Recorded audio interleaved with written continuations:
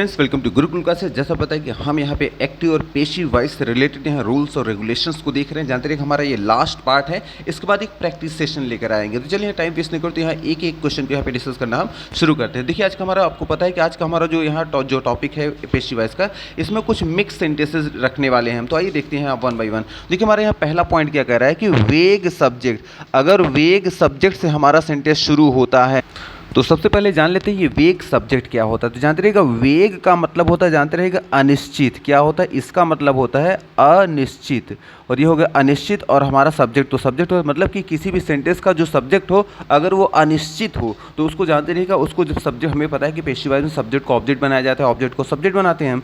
लेकिन जानते रहेगा अगर कोई पहले से ही जो हमारा एक्टिव वाइज का सेंटेंस है अगर उसमें अनिश्चित आया है सब्जेक्ट, तो जानते रहे उसको पेशी वाइज बनाते समय ऑब्जेक्ट के रूप में उसको नहीं लिखा जाता, उसको छोड़ देते हैं। अब ये कौन कौन से, देखिए जैसे पहला हमारा सेंटेंस आया है कि पीपुल, पीपुल जो लोग जो है, स्पीक मतलब बोलते हैं, इंग्लिश मतलब इंग्लिश को, ऑल ओवर द वर्ल्ड मतलब पूरे के पूरे विश्व में। तो कह रहे कि इंग्लिश, लोग इंग्लिश को पूरे पूरे क्या है वर्ल्ड में, पूरे के पूरे संसार में बोलते हैं। अब यहाँ अगर बात करें आपसे, लोग का मतलब कौन लोग हैं, क्या पार्टिकुलर किसी लोग के किसी एक की बात हो रही, नहीं, यह लोग का मतलब कोई भी हो। तो जब इस तरह के कोई सेंटेंस आते हैं ना कि जैसे लोग, लोग का मतलब कोई भी हो सकता है यहाँ पे, तो ऐसे शब्दों को यहाँ छोड़ दिया जाता है, क्योंकि बाई के रूप में तभी उसको लिखा जाता है जब वहाँ ये बताना ज़रूरी हो कि ये चीज़ इनके द्वारा की गई, वहाँ पार्टिकुलर कोई एक ग्रुप या कोई एक इंसान हो जिसको हमें इंडिकेट करना है। और यहाँ कह रहे हैं कि लोग जो है पूरे विश्व में इंग्लिश बोलते हैं, तो ये हमारा सेंटेंस जो है यहाँ लोग शब्द है, ये कोई पार्टिकुलर कोई किसी की तरफ इंडिकेट नहीं कर रहा है, इसलिए इसको हम लिखेंगे। अब अगर पूछें आपसे कि लोग का मतलब कौन से लोग, तो आप नहीं बता पाएंगे, लोग का मतलब कोई भी हो सकता है,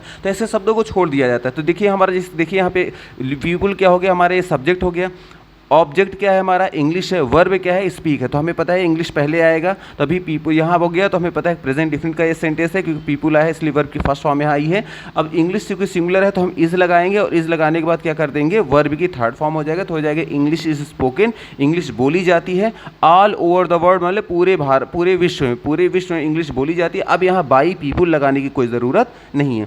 उसी तरह से देखिए सेकंड नंबर क्वेश्चन क्या कह रहा है कि समबडी, समबडी मतलब कि कोई न कोई एक इंसान है जो हैज़ पिक्ड अप, जिसने पिक्ड अप कर लिया है, पिक्ड अप मतलब जिसने काट लिया है, माई पॉकेट मतलब मेरे पॉकेट को, मेरे जेब को। तो कह रहे हैं कि कोई है, कोई ना कोई जिसने मेरे पॉकेट को काट लिया है। अब ये समबडी में कौन हो सकता है, समबडी का मतलब कोई एक इंसान। अब कोई एक इंसान कौन है, कौन, ये आपको बिल्कुल पता नहीं है, वो अननोन है। तो इसीलिए जब यहाँ देखिए हमारा सब्जेक्ट यहाँ पे हो गया समबडी है, ऑब्जेक्ट क्या है हमारा यहाँ है माई, देखिए है माई पॉकेट, तो माई पॉकेट को जब हम आगे ले जाएंगे सब्जेक्ट बन जाएगा। और चूंकि ये प्रेजेंट परफेक्ट का हमारा सेंटेंस है, और प्रेजेंट परफेक्ट में आपको पता है कि प्रेजेंट परफेक्ट में जस्ट मिनट यहाँ जानते रहिए, जैसे आपको पता है कि यहाँ प्रेजेंट परफेक्ट में क्या होता है कि यहाँ पहले से ही देखिए वर्ब की थर्ड फॉर्म आई रहती है, और आपको बताया गया था जब पहले से थर्ड फॉर्म सेंटेंस में मिलता है तो उस थर्ड फॉर्म पहले हम BEEN लगा देते हैं। तो माई पॉकेट हो गया, पॉकेट क्या है सिंगुलर है, इसके बाद इसके लिए हमें आ रहा यहाँ क्या है हेल्पिंग से हैज़ आ गया। इसके बाद आपको पता है पहले से थर्ड फॉर्म परफेक्ट टेंस हमेशा बीन लगा के तब थर्ड फॉर्म का यूज़ किया जाता है, तो ये पिक्ड अप हो गया, और यहाँ बाई समबडी लिखने की कोई ज़रूरत नहीं है। फिर देखिए इसी तरह आ गया कि one should do once duty, one मतलब किसी भी एक इंसान को शुड डू मतलब करना चाहिए, वंस ड्यूटी मतलब अपना कार्य, किसी भी एक इंसान को अपना काम करना चाहिए। तो यहाँ किसी भी का मतलब किस इंसान की बात हो रही, कहीं से कुछ पता नहीं चल रहा है, सभी के लिए बोला गया है। जो सभी के लिए बोला गया है तो ऐसे शब्द को छोड़ देते हैं, और इसका जो पॉजिटिव केस है, वन का पॉजिटिव केस होता है अपने के लिए वो वंस होता है, जब वन हटेगा तो उसके साथ वंस भी हट जाएगा। अब हमारे पास बचा क्या, केवल ड्यूटी बचा है, तो ड्यूटी को सब्जेक्ट बना देंगे, और हमें पता है मॉडल एक्चुअली वर्ब चेंज होता नहीं, ये मॉडल का मॉडल ही रहेगा। और जैसे ही वर्ब की फर्स्ट फॉर्म दिखा उसको बी लगा के हमने थर्ड फॉर्म कर दिया, तो हमारा क्या हो गया sentence, duty should be done मतलब ड्यूटी मतलब जो भी यहाँ कर्तव्य को पूरा किया जाना चाहिए, ये हमारा सेंटेंस बन जाएगा। ठीक उसी तरह देखिए फोर्थ नंबर पर है एवरीवन, एवरीवन का मतलब होता है हर एक इंसान को, देखिए क्या है, हर एक इंसान, रेस्पेक्ट मतलब क्या करता है, सम्मान करता है, मी मतलब मेरी, प्रेजेंट डिफिनिट का सेंटेंस मतलब हर एक इंसान रेस्पेक्ट मेरा सम्मान करता है, हर एक इंसान सम्मान करता है मेरा।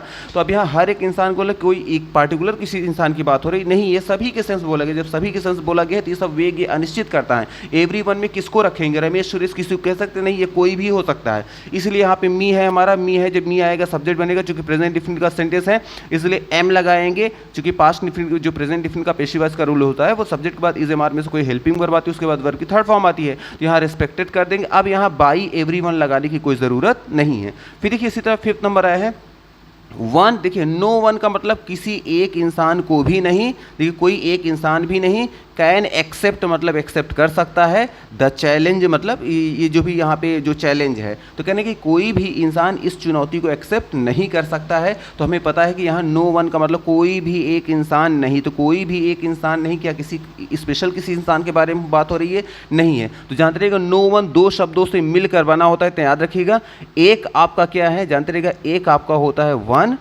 और एक होता है नॉट। ये दो शब्दों से मिलकर बना होता है, वन प्लस नॉट मिलकर तब क्या बन जाता है, तब ये बनता है क्या हमारा नो वन बनता है। इतना याद रखिएगा। तो नो वन या नो बडी हमारा ये हो गया।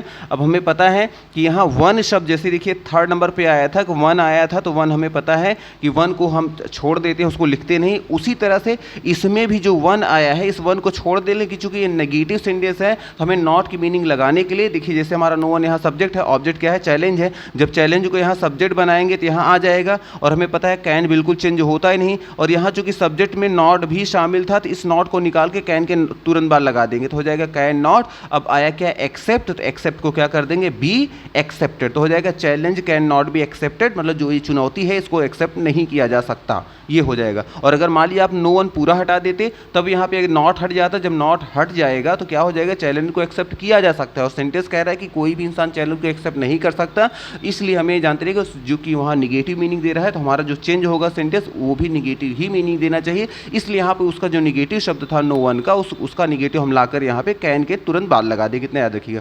अब वेक सब्जेक्ट में कौन कौन से आते हैं तो देखिए यहाँ पे कुछ लिख दिए गए हैं। देखिए पीपुल जैसे हो गए, ये सब वेक सब्जेक्ट होते हैं। Someone, somebody, everyone, everybody, no one, nobody, none या फिर आपका वन। और इसके साथ साथ कहीं कहीं वी और दे को भी छोड़ दिया जाता है। यहाँ तक कि जानते रहिएगा जैसे आपने न्यूज़पेपर में देखा होगा, जैसे आता है, जैसे मान लीजिए अगर आता है कि चोर, जैसे मान लीजिए कि पुलिस ने चोर को पकड़ लिया, तो हमें पता है कि पुलिस ही चोर को पकड़ती है। तो कभी भी आप इंग्लिश में अगर आप देखते हैं न्यूज़पेपर को तो वहाँ जो हेडिंग होती है ये नहीं लिखकर कभी आएगा the thief was arrested by the police, ये नहीं होता। सिर्फ इतना होता है द थीप वॉज अरेस्टेड। क्यों? क्योंकि सभी को पता है कि जो थीप को पकड़ने का काम कौन करता है, पुलिस ही करती है, इसलिए वहाँ लिखने की कोई ज़रूरत नहीं समझी जाती। आप लिख देंगे तब भी ठीक है, अगर नहीं लिखेंगे तो मच बेटर माना जाता है। इतना याद रखिएगा। उसी तरह जानते रहिएगा अगर कहीं टेररिस्ट जो है, कोई आर्मी है, आर्मी क्या करती है टेररिस्ट को मार देती है, तो आप देखेंगे अगर वहाँ पे हेडिंग अगर आएगा इंग्लिश के न्यूज़पेपर में तो ये नहीं आएगा the terrorist was killed by the army, ये नहीं होगा, बल्कि सिर्फ इतना होगा द टेररिस्ट वॉज किल्ड, क्योंकि सभी को पता है कि टेररिस्ट को कौन मारेगा, आर्मी मारेगी, तो वहाँ लिखने की कोई ज़रूरत नहीं समझी जाती। इतना याद रखिएगा।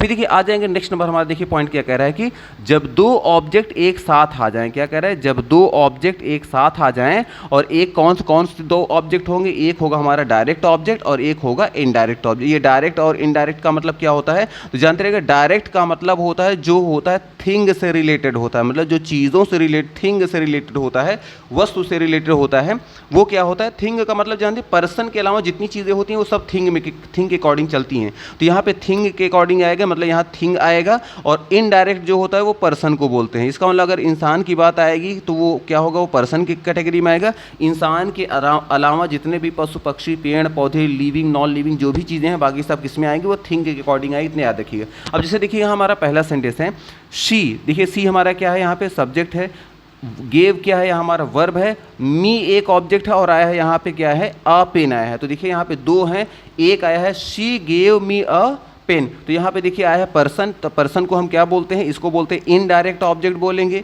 और अ पेन क्या है, ये हमारा डायरेक्ट ऑब्जेक्ट है। तो जब एक सेंटेंस में दोनों आ जाए, मतलब आप ऐसे डायरेक्ट इनडायरेक्ट नहीं समझ पा रहे, वैसे जानते रहिएगा अगर ऑब्जेक्ट के रूप में एक पर्सन और एक कोई चीज़ आ जाए, कोई थिंग आ जाए, दोनों आ जाएंगे, तब हम सेंटेंस को कैसे करेंगे। तो जानते रहिएगा जब दोनों आ जाएंगे तो दोनों को एक साथ उठाकर नहीं चेंज किया जाता, बल्कि दो में से किसी एक को आप चेंज कर सकते हैं। तो जैसे मान लीजिए कि अगर मान लीजिए यहाँ पे शी हमारा क्या है, सब्जेक्ट है, और ऑब्जेक्ट एक बार मी है, और एक क्या है हमारा पेन है। तो अगर आप जैसे यहाँ पे चूंकि हमारे पास दो ऑब्जेक्ट हैं, तो दो में से किसी एक को उठाकर आगे ले जाएंगे, दोनों को लेकर नहीं जाएंगे। तो मान लीजिए आ पेन को हम उठाकर ले जाएंगे, तो आ पेन हमारा आगे आ जाएगा। अब हमें पता है कि ये सेंटेंस हमारा गेव वर्ब की सेकंड फॉर्म है, इसका मतलब पास्ट इंडेफिनिट का सेंटेंस, और पास्ट इंडेफिनिट का पेशिव वॉइस का रूल होता है वॉज ए वर्ब के साथ वर्ब की थर्ड फॉर्म। चूंकि आ एक पेन की बात हो रही है इसलिए वॉज के साथ क्या लगाएंगे, थर्ड फॉर्म लगाएंगे। और बचा क्या, उसके बाद मी बचेगा, मी को मी जैसे है वैसे ही लिख देंगे। उसके बाद क्या है, अब देखिएगा एक चीज़ और जानते रहिएगा, यहाँ गिवन मी भी होता है और गिवन टू मी भी लिखा जाता है। अब ये गिवन मी और गिवन टू मी का मतलब क्या होता है, तो जानते रहिएगा जो ओल्ड इंग्लिश है उसमें टू मी लिखा जाता था, टू लगाकर वर्ब के थर्ड फॉर्म के पहले, वर्ब के थर्ड फॉर्म के बाद जो है अब टू लगाकर फिर जानते रहिएगा पर्सन को लिखा जाता था। लेकिन अब मॉडर्न जो इंग्लिश चल रही है उसमें इसको हटा दिया गया कि मतलब मान लीजिए वो साइलेंट मोड पे रहती है, उसको लिखना कोई ज़रूरी नहीं होता। तो दोनों तरह सेंटेंस लिखे जाते हैं, चाहे आप लिखिए a pen was given me या फिर आप लिखिए a pen was given to me. अब बचा क्या, शी आया है, सी क्या है, सब्जेक्ट है, इसको लास्ट में ले आएंगे तो क्या हो जाएगा, हर हो जाएगा। ये तो हमने क्या किया कि एक बार हमने किसको यहाँ पे सब्जेक्ट माना था, एक बार हमने अ पेन को माना। अब मान लीजिए अगर आप आई को चाहे तो चाहे जरूरी नहीं कि आप पेन को ही माने, आप चाहे तो आई को भी सब्जेक्ट बनाकर सेंटेंस को सॉल्व कर सकते हैं। अगर आई को मानेंगे तो क्या हो जाएगा, आई लिखेंगे और आई आ गया तो हमें पता है कि वॉज वर्ब में से क्या लगाएंगे, पास्ट इंडेफिनिट में आई के साथ वॉज लगता है तो आई वॉज हो गया, वर्ब की थर्ड फॉर्म हो जाएगा गिवन, तो आई वॉज गिवन। और क्या है यहाँ पे अ पेन, चूंकि मी आगे चला गया तो आ पेन यहीं बच जाएगा और लास्ट में क्या आएगा, बाई हर। तो इसको दो तरीके से कर सकते हैं, चाहे आप लिखें a pen was given me या given to me by her, या लिखिएगा I was given a pen by her. तो दोनों तरीके से सॉल्व किए जा सकते हैं, तो याद रखिएगा। फिर देखिए इसी तरह सेम सेंटेंस हमारा है सेकंड नंबर, देखिए सेंटेंस क्या कह रहा है, द टीचर, देखिए the teacher taught us English. तो देखिए एक तरफ आया है, अस आया है और इंग्लिश भी आया है, तो अस भी एक क्या है, पर्सन को इंडिकेट कर रहा है और जो इंग्लिश है ये क्या कर रहा है, थिंग को इंडिकेट कर रहा है। तो आप दो में से किसी को भी आगे ले, दोनों एक साथ नहीं जाएंगे, दो में से किसी एक को आगे ले जा सकते हैं। तो मान लीजिए हमने इंग्लिश को हम आगे ले आए, तो हमें पता है इंग्लिश क्या है, सिंगुलर है, चूंकि टॉट है वर्ब की सेकंड फॉर्म है तो इसको पास्ट इंडेफिनिट का सेंटेंस है, और पास्ट इंडेफिनिट के सेंटेंस में जो सब्जेक्ट के बाद वर्ब या वॉज या वर्ब के रूप में हेल्पिंग वर्ब आती है, चूंकि इंग्लिश सिंगुलर है तो इसलिए हम क्या लगाएंगे, वॉज लगाएंगे। और टॉट का थर्ड फॉर्म भी क्या होता है, टॉट ही होता है। अब चाहे आप टॉट अस लिखें या तो टॉट टू अस लिखें, सेम है, एक ओल्ड इंग्लिश और एक मॉडर्न इंग्लिश की बात है। पहले टू अस ही लगाकर टू के बाद तब ऑब्जेक्ट लगाया जाता था, लेकिन अब क्या है कि उसको बिना टू के ही लिखा जाता है, मान लिया जाता है कि टू वहाँ पे है साइलेंट मोड पे, इतना याद रखिएगा। तो दोनों ही हमारे सही हैं। और चूंकि टीचर हमारा सब्जेक्ट था, जब लास्ट में जाएगा तो क्या कर देंगे, बाई टीचर। अब तो हमने क्या, इसको इंग्लिश को हमने बनाया था सब्जेक्ट, अब क्या करेंगे, अस को बनाएंगे। जब अस को हम ले जाएंगे तो हम क्या कर देंगे, यहाँ पे सब्जेक्ट हो जाएगा, तो अस जो होगा वी में कन्वर्ट हो जाएगा। और हमें पता है इंग्लिश सिंगुलर था इसलिए वॉज हमने लगाया, लेकिन अब वी प्लूरल है तो अब क्या लगाना पड़ेगा, वर लगाना पड़ेगा, उसके बाद वर्ब की थर्ड फॉर्म लगानी पड़ेगी, तो टॉट का थर्ड फॉर्म टॉट ही होता है। अब बचा क्या, इंग्लिश है तो इंग्लिश का इंग्लिश ही लिख देंगे, और यहाँ जो द टीचर था लास्ट में चला जाएगा तो क्या हो जाएगा, बाई टीचर। उसी तरह देखिए यहाँ थर्ड नंबर पर भी आया है, देखिए हमारा ये क्या है, रमन क्या है, यहाँ पे सब्जेक्ट है, सेंट क्या है, वर्ब है, ऑब्जेक्ट कौन है, पहला ऑब्जेक्ट है हमारा हिम और दूसरा हमारा ऑब्जेक्ट है यहाँ पे अ मैसेज। तो दो में से किसी को भी एक आप ले जा सकते हैं आगे। तो सबसे पहले हमने, अब जरूरी नहीं कि हम यहाँ बार बार जो थिंग को आगे ले जा रहे हैं तो आप भी थिंग को ही ले जाएं, आप दो में से किसी को भी आगे ले जा सकते हैं। देखिए आपके एग्जाम में जो आएगा सॉल्व करके, वो ज़रूरी नहीं है कि जो आपको आता हो वही सेम वही ऑप्शन उसमें हो सकता है कि जो आपको ऑप्शन ना पता हो वो सारे ऑप्शन उसमें आ जाएँ और आपको हम मिस्टेक कर दें। इसलिए आपको सारी पॉसिबिलिटी जानते रहना चाहिए कि कैसे कैसे आ सकते हैं। तो देखिए आप चाहे आ मैसेज को आगे लेके जाइए या फिर हिम को आगे ले जाइए। तो अगर दूसरे वाले को, अगर ऑब्जेक्ट को जैसे आया है आ मैसेज, अगर इसको आगे ले जाएंगे, चूंकि एक मैसेज की बात हो रही है और सेंट आया है, वर्ब की सेकंड फॉर्म आई है, तो इसलिए पास्ट इंडेफिनिट का सेंटेंस हुआ। और पास्ट इंडेफिनिट के में आपको पता है सिंगुलर के साथ क्या लगता है, वॉज लगाकर वर्ब की थर्ड फॉर्म आती है, तो सेंट का थर्ड फॉर्म भी क्या होता है, सेंट हो गया। आप चाहे लिखिए कि a message was sent him या कहिए a message was sent to him लिखिए, दोनों ही हमारे सही है। ओल्ड और मॉडर्न इंग्लिश वाली बात आ जा रही है। और यहाँ आया है क्या, रमन है, तो रमन को हम क्या लिख देंगे, बाई रमन। अब अगर एक बार बात करें यहाँ पे जिसे है, अगर हम फर्स्ट वाला जो यहाँ ऑब्जेक्ट है अगर इसको आप सब्जेक्ट बना देंगे इस बार, तो यहाँ हो जाएगा ही, और ही के साथ क्या आएगा, वॉज ही आएगा क्योंकि ही सिंगुलर है। उसके बाद वर्ब की थर्ड फॉर्म आ गया सेंट। उसके बाद बचा क्या सेंटेंस में, आ मैसेज जैसे है वैसे हम उसको नोट कर देंगे और लास्ट में क्या लिख देंगे, बाई रमन। तो मे भी आपको यहाँ पे क्लियर हो रहा होगा कुछ ना कुछ। अब देखिए इसी से मिलता जुलता हमारा देखिए सेकेंड नंबर, देखिए हमारा ये जो हमारा है नेक्स्ट पॉइंट, देखिए क्या कह रहा है कि ऑब्जेक्ट, अगर क्या है कि ऑब्जेक्ट के बाद क्या आ जाए, ऑब्जेक्ट का कॉम्प्लीमेंट आ जाए। कॉम्प्लीमेंट का मतलब होता है एडजेक्टिव, इतना याद रखिएगा। और कह रहे हैं कि अगर ऑब्जेक्ट के बाद क्या आ जाए, कॉम्प्लीमेंट बेस्ड अगर सेंटेंस हमारा हो, तो कॉम्प्लीमेंट का मतलब होता है एडजेक्टिव। कैसे, अगर सेंटेंस देखेंगे समझ जाएंगे आप। देखिए इसमें भी क्या है, द टीचर ने क्या किया, मेड मतलब बना दिया, मी मतलब मुझको क्या बना दिया, मॉनिटर। तो देखिए एक है मी और एक है मॉनिटर। अब यहाँ देखिए, यहाँ पे दोनों में अगर ध्यान देखें तो देखिए इससे पहले जो सेंटेंस था, एक तरफ था हिम और एक तरफ था मैसेज। तो हिम क्या है, अलग है, मैसेज क्या है, अलग है। दोनों डिफरेंट काइंड ऑफ थिंग्स हैं, दोनों अलग अलग प्रकार की चीज़ें हैं। लेकिन इसमें अगर आप ध्यान से देखें तो जो टीचर है, टीचर ने मेड मतलब बनाया, किसको बनाया, मी मतलब मुझको, और मुझी को क्या बना दिया, मॉनिटर। मतलब मैं और मॉनिटर दोनों एक ही हैं। तो मैं मैं जो है ये पर्सन हो गया, और इसकी पोस्ट कह सकते हैं, इसकी जो पोस्ट है वो क्या है, मॉनिटर। तो यहाँ पे एक बार क्या किया जाएगा, इस टाइप के सेंटेंस में ये ऑब्जेक्ट के रूप में कोई ना कोई इंसान आएगा, उसका नाउन प्रोनाउन कुछ भी आ सकता है, और उसके बाद उसकी पोस्ट आएगी, इतना याद रखिए, उसकी रैंक पोस्ट का नाम दिया जा सकता है, इतना याद रखिएगा। अब देखिएगा, याद रखिएगा, जब भी किसी इंसान आ जाए, जैसे यहाँ मी आया है, मी के बाद क्या है, मॉनिटर, हमें पता है कि मेन इसमें कौन है, मी है, मी मतलब कोई पर्सन मी है, और इसकी पोस्ट क्या है, मॉनिटर। तो याद रखिएगा, पोस्ट को कभी सब्जेक्ट नहीं बनाया जाता, बल्कि जिसकी पोस्ट होती है उसे सब्जेक्ट बनाया जाता है। तो पोस्ट कौन है, मॉनिटर पोस्ट है मान लीजिए ये, लेकिन ये पोस्ट किसकी है, ये पोस्ट है मी की, और मी है तो इसका मतलब मी आगे जाएगा तो हो जाएगा आई में कन्वर्ट हो जाएगा, क्योंकि यहाँ पास्ट इंडेफिनिट का सेंटेंस है, तो आई के साथ वॉज लगाएंगे और मेड का मेड कर देंगे, क्योंकि मेड जो होता है, मेड का सेकंड और थर्ड फॉर्म दोनों एक ही होता है। उसके बाद क्या बनाया, आई वॉज मेड, मुझे बनाया गया, क्या बनाया गया, और जो बनाया गया था उसका नाम जैसे है वैसे लिख देंगे, मॉनिटर, और किसके द्वारा बनाया गया, द टीचर, तो ये लिख देंगे बाय द टीचर। वैसे आप चाहें तो ऐसे सेंटेंस में टीचर को भी हटा दिया जाता है, छोड़ दिया जाता है, क्योंकि सभी को पता होता है कि एक स्टूडेंट को मॉनिटर कौन बनाएंगे, उनके टीचर ही बनाएंगे। तो सेंटेंस अगर ऐसा आता है तो हो सकता है आंसर ग्रुप में सिर्फ इतना मिले, आई वॉज मेड मॉनिटर, बस इतना मिले, हो सकता है टीचर शब्द को भी छोड़ दिया जाए, लेकिन आप चाहें तो लिख सकते हैं, लेकिन कभी कहीं दिखने को मिला है कि इसको भी छोड़ दिया जाता है। फिर देखिए नेक्स्ट आया है द पीपुल, जो लोग जो हैं, इलेक्टेड मतलब चुना, ही मतलब उसको, चेयरमैन मतलब चेयरमैन, तो कह रहे लोगों ने उसे मतलब ही। अब देखिए कोई ज़रूरी नहीं कि हाँ हिम ही आया, तो हिम हो सकता है यहाँ कि राम श्याम किसी का नाम भी आ सकता है। आप ये कह सकते हैं लोगों ने इलेक्ट किया, किसे इलेक्ट किया, राम को इलेक्ट किया, क्या इलेक्ट किया, चेयरमैन किया, तो यहाँ नाम भी किसी का आ सकता है, ऐसा कुछ नहीं कि प्रोनाउन है तो प्रोनाउन ही आएगा। तो आप जानते रहिएगा कि यहाँ देखिए पीपुल मतलब लोगों ने, इलेक्ट मतलब चूज़ किया, किसको, हिम मतलब उसे, हिम में कोई ना कोई होगा, और क्या किया, चेयरमैन, तो हमें पता है हिम कोई ना कोई इंसान होगा, और इसकी पोस्ट क्या है, चेयरमैन है, चेयरमैन के रूप में हो। तो आपको पता है कि पोस्ट को कभी सब्जेक्ट नहीं बनाया जाता, बल्कि जिसकी पोस्ट होती है उसको सब्जेक्ट बनाया जाता है। तो हिम की पोस्ट चेयरमैन है, तो हिम आगे जाएगा, तो ही में कन्वर्ट हो जाएगा, और ही सिंगुलर है, जिसके साथ हम क्या लगाएंगे, वॉज लगाएंगे, और इलेक्टेड का थर्ड फॉर्म भी क्या होता है, इलेक्टेड ही होता है, तो हो जाएगा ही वॉज इलेक्टेड, उसको चुना गया, क्या चुना गया, चेयरमैन का चेयरमैन। अब यहाँ देखिए आपको बताया गया था वेग सब्जेक्ट, पीपुल जो शब्द होता है ये सब क्या होते हैं, somebody, someone, anybody, anyone, people हो गया, ये सब क्या होता है, वेग सब्जेक्ट होते हैं, इनको छोड़ दिया जाता है, इनको लिखने की कोई ज़रूरत नहीं समझी जाती, इसलिए पीपुल को हमने छोड़ दिया। आप चाहे तो लिखने को लिख सकते हैं, लेकिन अगर नहीं लिखेंगे तो वो सेंटेंस मच बेटर माना जाएगा, इतना याद रखिएगा। तो हमारा सेंटेंस क्या हो जाएगा, ही वॉज इलेक्टेड चेयरमैन, उसको चेयरमैन चुना गया।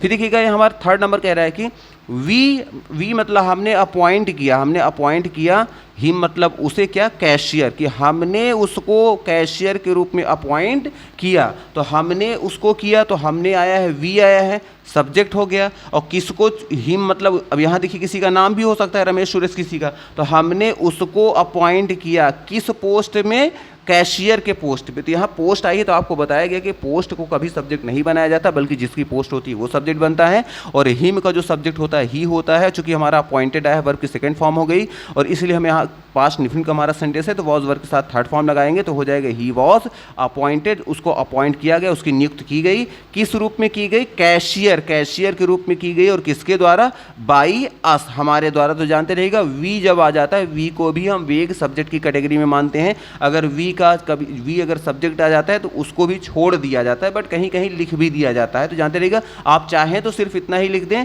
ही वॉज अपॉइंटेड कैशियर, उसको कैशियर अपॉइंट किया गया। बाई अस आप लिखें या ना लिखें, दोनों ही हमारे सही हैं सेंटेंस, इतना याद रखिएगा।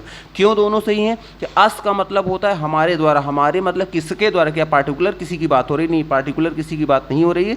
जब पार्टिकुलर किसी की आइडेंटिटी की बात नहीं हो रही है तो उस शब्द को छोड़ दिया जाता है, लिखा नहीं जाता, लेकिन आप चाहे तो लिख भी सकते हैं वी को। फिर देखिए आ जाते हैं नेक्स्ट, हमारा देखिए पॉइंट क्या कह रहा है कि सम वर्ब्स मतलब कुछ ऐसी वर्ब्स होती हैं जो फॉलो करती हैं, जो फॉलो करती हैं क्या, by different types of preposition. आपको पता है कि जब सब्जेक्ट को ऑब्जेक्ट बनाते हैं तो ऑब्जेक्ट के पहले बाई लगाकर फिर लिखते हैं, लेकिन कुछ ऐसी वर्ब होती हैं जिसके पहले बाई न लगाकर कुछ अलग अलग टाइप के प्रीपोजिशन आते हैं। अब कौन कौन से आते हैं, तो देखिए यहाँ कुछ वर्ब का नाम दिया गया, कुछ वर्ब दी गई हैं, जैसे हो गया सरप्राइज हो गया, एस्टोनीज हो गया, अमेज्ड हो गया, स्टार्टल हो गया, शॉक्ड हो गया, डिसअपॉइंट हो गया, डिस्ट्रेस हो गया, डिसप्लीज हो गया, वेसेक्स हो गया, अलार्म हो गया, और यहाँ एनॉयड हो गया। एनॉयड मतलब चिढ़ना, समझ लीजिए परेशान होना। अब किससे चिढ़ना, समथिंग मतलब किसी न किसी चीज़ से। तो जानते रहिए कि अगर इनमें से कोई वर्ब आ जाए मेन वर्ब के रूप में, तो जानते रहिएगा अब ऑब्जेक्ट के पहले आप बाई न लगा कर क्या लगाएंगे, एट लगाएंगे, इतना याद रखिएगा। आइए देखिए कुछ एग्जांपल जैसे देख लीजिए तो आपको क्लियर हो जाएगा। जैसे देखिए क्या आया है, हिज कंडीशन, कि उसकी जो अवस्था है ना, अलार्म्ड मी, उसने मुझे क्या कर दिया, सचेत कर दिया, अलार्म्ड मी। तो अब आपको पता है कि हिज कंडीशन हमारा सब्जेक्ट हो गया, अलार्म्ड हो गया हमारा वर्ब हो गया, मी हो गया हमारा क्या है, ऑब्जेक्ट हो गया। मी को आगे ले जाएंगे तो आई हो जाएगा, चूंकि ये पास्ट इंडेफिनिट का सेंटेंस है तो वॉज के साथ वर्ब की थर्ड फॉर्म आई के साथ लगाएंगे, तो आई वॉज अलार्म्ड, मुझे सचेत कर दिया गया। अब आपको पता है कि अलार्म शब्द आया है, तो अलार्म देखिए यहाँ वर्ब की लिस्ट में आपको दिखाया गया है, इसमें बताया गया था कि अलार्म देखिए है यहाँ पे अलार्म। तो अलार्म अगर आ गया तो अलार्म के साथ भी हम क्या लगाते हैं, एट लगाते हैं। अब बाई नहीं लगाएंगे तो हमारा सेंटेंस क्या हो जाएगा, I was alarmed at his condition. यहाँ बाई अगर लगा देंगे तो हमारा सेंटेंस रॉन्ग हो जाएगा, इतना याद रखिएगा।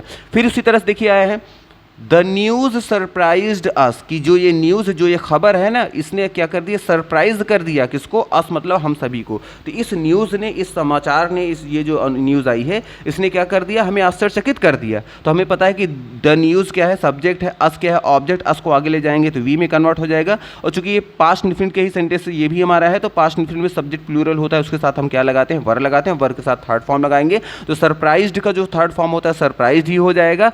अब हमें पता है कि द न्यूज़ लास्ट में जाएगा, तो द न्यूज़ जानते रहेगा, सरप्राइज के साथ भी जानते रहेगा बाई नहीं लगता, बल्कि क्या हम यूज़ करते हैं, एट यूज़ करते हैं, जानते रहेगा। तो हम क्या करेंगे, एट द न्यूज़। देखिए सरप्राइज भी इस लिस्ट में आपको लिखाया गया है यहाँ पे, अगर आप देखें, देखिए पहले नंबर पे आ गया है, यहाँ दिखाया है सरप्राइज। जो सरप्राइज के साथ भी क्या यूज़ किया जाता है, एट का यूज़ किया जाता है। उसी तरह देखिएगा आया है हिज बिहेवियर, उसका बिहेवियर ने, उसका जो बिहेवियर है ना, उसका जो बर्ताव है, शॉक्ड मी, उसने मुझे शॉक्ड कर दिया। तो शॉक्ड का मतलब क्या है, आपको पता है कि थोड़ा आश्चर्य कर दिया, शॉक्ड हो गए, लेकिन उसका जो बिहेवियर था उसने मुझे क्या कर दिया, शॉक्ड कर दिया। अब देखिए यहाँ पे क्या है, मी है हमारा, क्या है, ऑब्जेक्ट है, हिज बिहेवियर सब्जेक्ट है, मी आगे जाएगा तो आई हो जाएगा, तो आई के साथ वॉज लगाएंगे, वॉज के साथ थर्ड फॉर्म हो जाएगा, चूंकि पास्ट इंडेफिनिट का ही सेंटेंस है, तो हो जाएगा आई वॉज शॉक्ड, मुझे शॉक्ड कर दिया गया। किसके कह रहे हैं, किसकी तरफ कह रहे हैं कि एट हिज बिहेवियर में, उसके बिहेवियर से मुझे क्या कर दिया गया, शॉक्ड कर दिया गया। शॉक के साथ भी हम क्या यूज़ करते हैं, एट का यूज़ करते हैं, या बाई का यूज़ नहीं करेंगे, बाई लगाएंगे तो यहाँ पे भी हमारा सेंटेंस क्या हो जाएगा, रॉन्ग हो जाएगा, इतना जानते रहिएगा। फिर देखिए यहाँ पे आया है योर परफॉर्मेंस, आपका जो परफॉर्मेंस था, किस चीज़ में परफॉर्मेंस की बात हो रही है, इन दिस मैच, ये जो मैच चल रहा है, कह रहे हैं कि आपका जो परफॉर्मेंस जो था इन दिस मैच, इस मैच में डिसअपॉइंट में, मुझे निराश कर दिया। मतलब आपका जो बहुत अच्छा परफॉर्मेंस नहीं था, आपका जो ये परफॉर्मेंस था इस मैच में, उसने मुझे बहुत ही निराश कर दिया।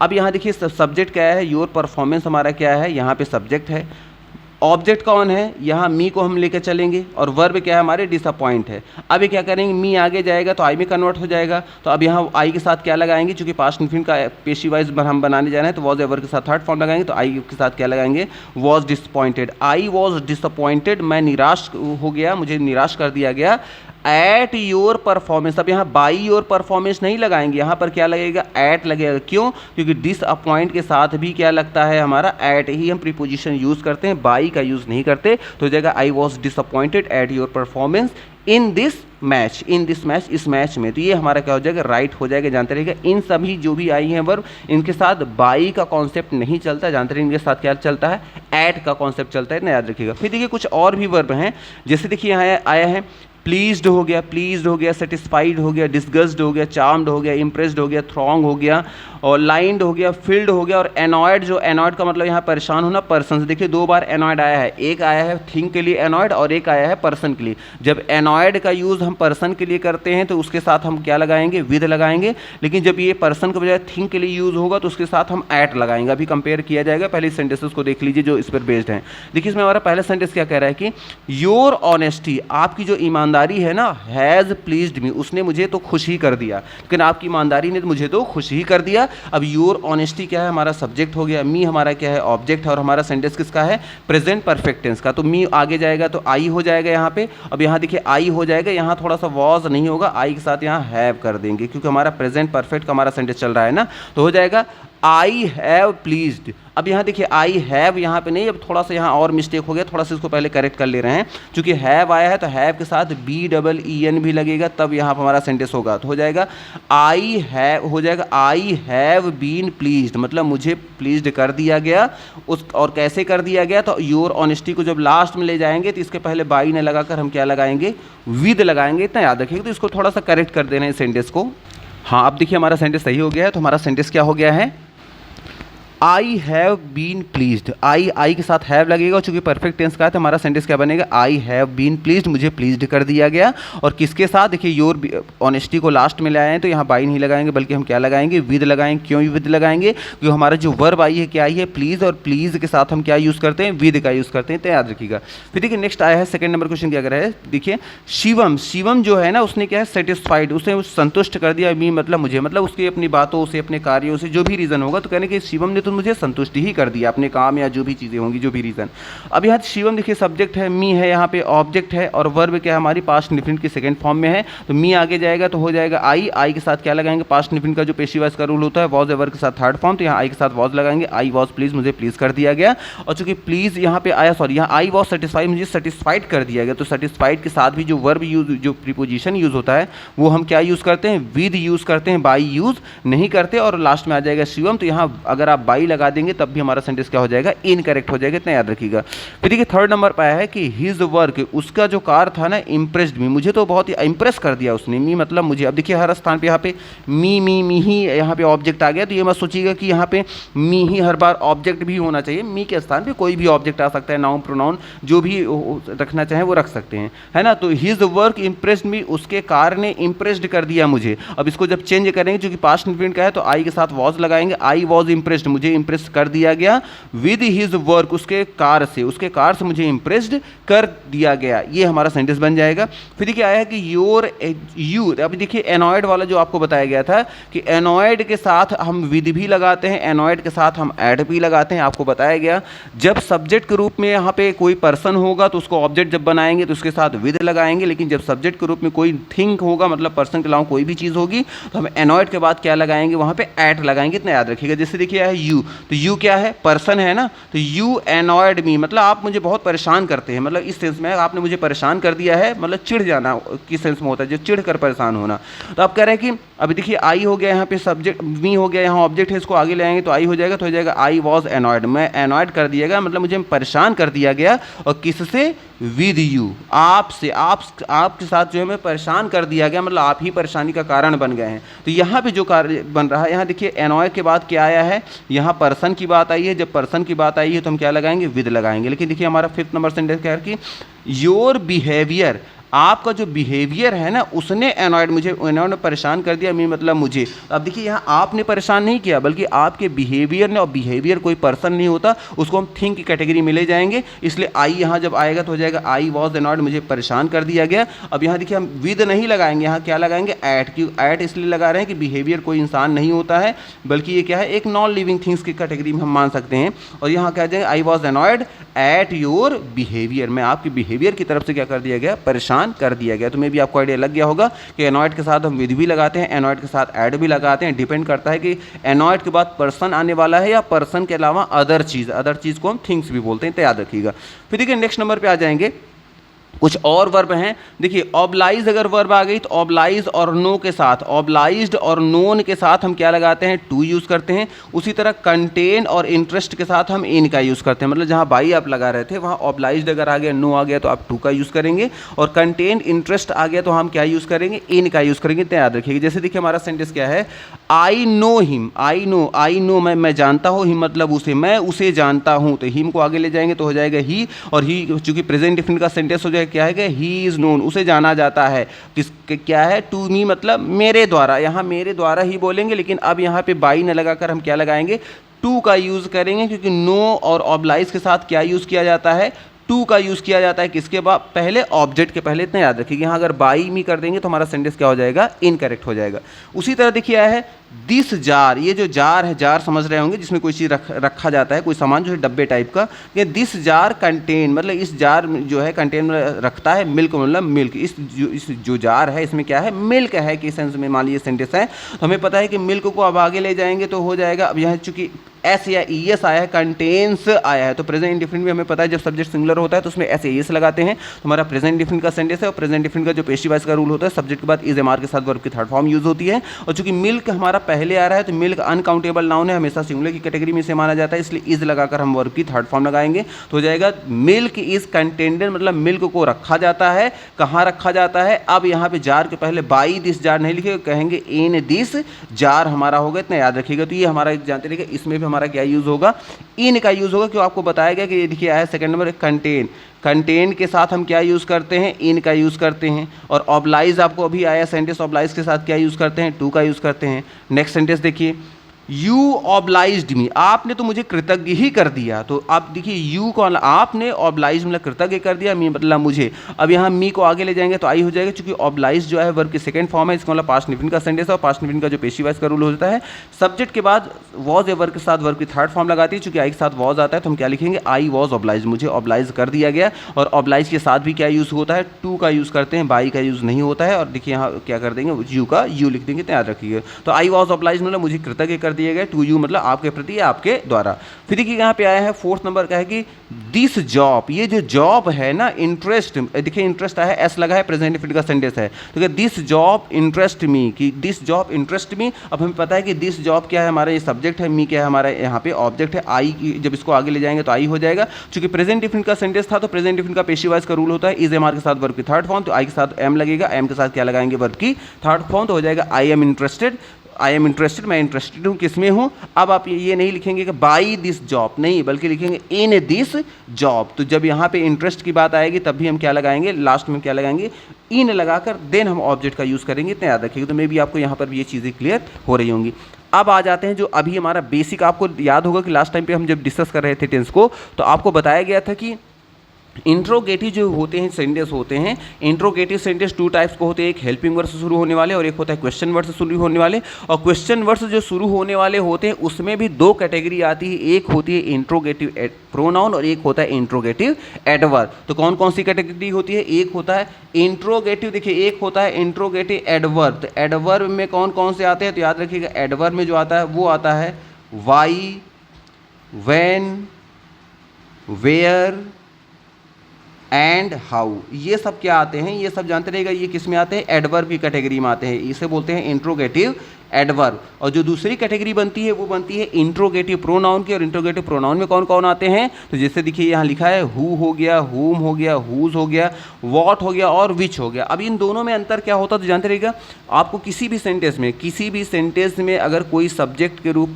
कोई रूप में है या कोई ऑब्जेक्ट के रूप में है, तो जानते रहेगा सब्जेक्ट या ऑब्जेक्ट के रूप में दो ही चीज़ें आ सकती हैं, या तो आएगा नाउन या तो प्रोनाउन। नाउन प्रोनाउन के अलावा पूरे ग्रामर में आप देख लीजिए, कोई भी चीज़ ना तो कभी सब्जेक्ट बन सकती है ना तो ऑब्जेक्ट बन सकती है। अगर कोई सब्जेक्ट के रूप में है तो वो सेंटेंस का कि वो या तो नाउन होगा या तो प्रोनाउन होगा। अगर ऑब्जेक्ट के रूप में कोई चीज़ है वर्ब की तो उसमें भी या तो नाउन होगा या प्रोनाउन होगा। तीसरी कोई चीज़ ना तो कभी सब्जेक्ट बनती है ना तो ऑब्जेक्ट। अब सोच के बताइए कि तीसरी कोई चीज़ ना तो सब्जेक्ट बनती है ना तो ऑब्जेक्ट बनती है, तो ये तो हमारा क्या है, एडवर्ब है, इंट्रोगेटिव एडवर्ब। तो क्या एडवर्ब कभी सब्जेक्ट ऑब्जेक्ट बन सकता है, नहीं बन सकता। क्यों, क्योंकि सब्जेक्ट या ऑब्जेक्ट के रूप में या तो नाउन आता है या तो प्रोनाउन। तो एडवर्ब कहाँ से बन जाएगा, तो ये सिर्फ और सिर्फ क्वेश्चन करता है, ये उस सेंटेंस में ना तो सब्जेक्ट बन के आता है ना ऑब्जेक्ट, मतलब ये ना तो नाउन का काम करता है ना तो प्रोनाउन का। लेकिन ये जितने भी इंट्रोगेटिव जो प्रोनाउन होते हैं ना, ये उस सेंटेंस में क्वेश्चन करने के साथ साथ, चूंकि ये प्रोनाउन भी हैं और एक नाउन या प्रोनाउन अगर किसी सेंटेंस में आया है तो दो ही कंडीशन में आया होगा, या तो उस सेंटेंस का सब्जेक्ट बन के आया होगा या तो उस सेंटेंस का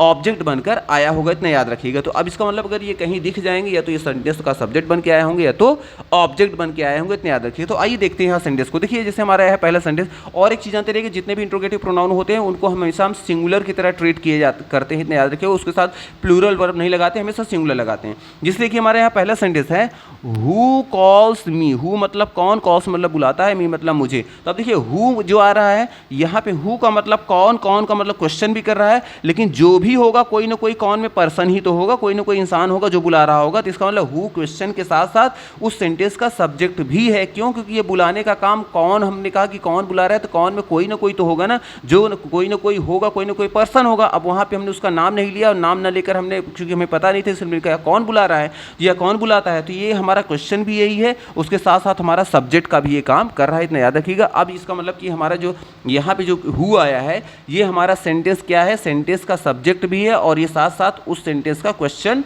वर्ड भी है, इतना याद रखिएगा। अब चलिए मान ले रहे हैं हो गया हु कॉल्स मी। अब इसको सॉल्व कैसे करेंगे, देखिए इसको सॉल्व करने का तरीका देखिए, जैसे आप जानते हैं, थोड़ा सा इसको डिस्कस कर लेते हैं।